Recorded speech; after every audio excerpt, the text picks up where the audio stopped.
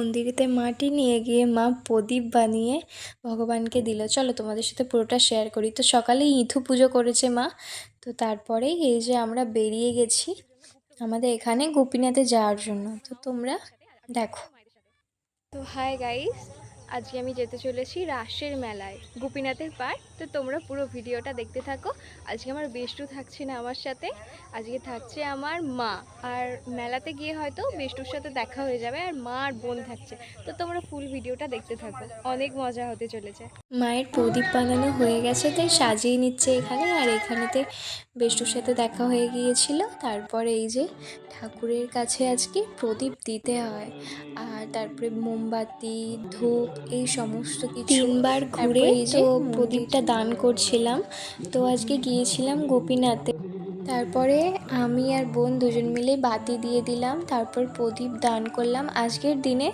কালকেও দিয়েছে কেউ কেউ, তো কালকে আমাদের যাওয়া হয়নি, তাই আমরা আজকে গিয়েছিলাম। তারপরে এই যে মা এবার দেবে, তো আমি ধূপ দিয়ে দিলাম এখানে।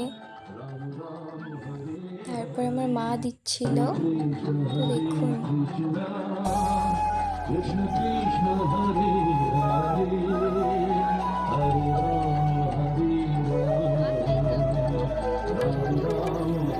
জানেন তো আমাদের গোপীনাথকে অনেকে আবার গুপ্ত বৃন্দাবনও বলে। তো দেখুন আমাদের ভগবানকে।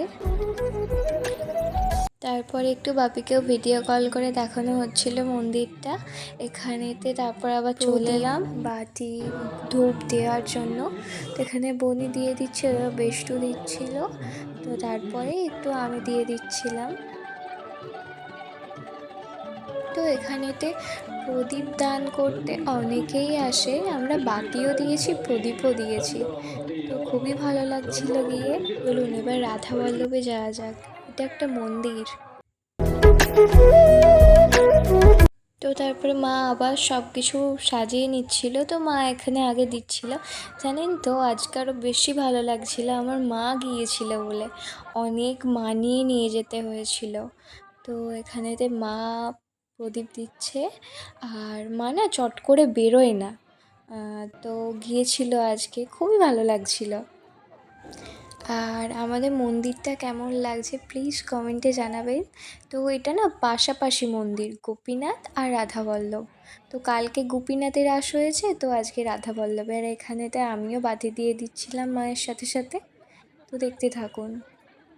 আর জানেন তো আমাদের এই মন্দিরগুলোর পিছনে অনেক কাহিনী আছে, ওই কারণেই এই মন্দিরকে বলা হয় গুপ্ত বৃন্দাবন। ওখানের মানুষের কাছে শোনা যে রাতারাতিই নাকি মন্দিরটা হয়ে গিয়েছিল।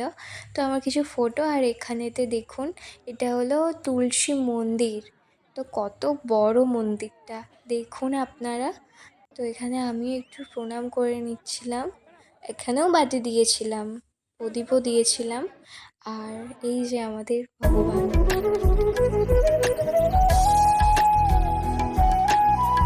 তো ওখানে প্রসাদ খাওয়ানো হচ্ছিল, তাই একটু প্রসাদও খেয়ে নিচ্ছিলাম। তো তারপরেই আবার পাশের মন্দিরে গিয়েছিলাম। এখানে দেখুন, এখানে এটা সন্ধ্যা আরতি বলে, কতটা সুন্দর লাগছিল।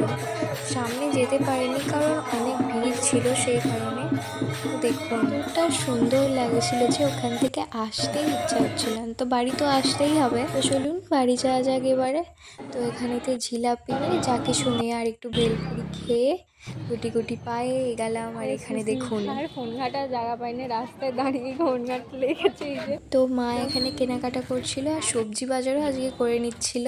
তো বাড়ি চলে এলাম। এগুলো কি দেখা আমাকে দিন দিন এত মোটা হয়ে যাচ্ছি, তাও মিষ্টি আমি ছাড়তে পারছি না, যতই ছাড়ানোর চেষ্টা করি। ভিডিওটা আজকে এখানেই শেষ করলাম। সবাই সুস্থ থাকবেন, ভালো থাকবেন, আর কমেন্টে প্লিজ বলে যাবেন রাধে রাধে। আজকের মতো টাটা।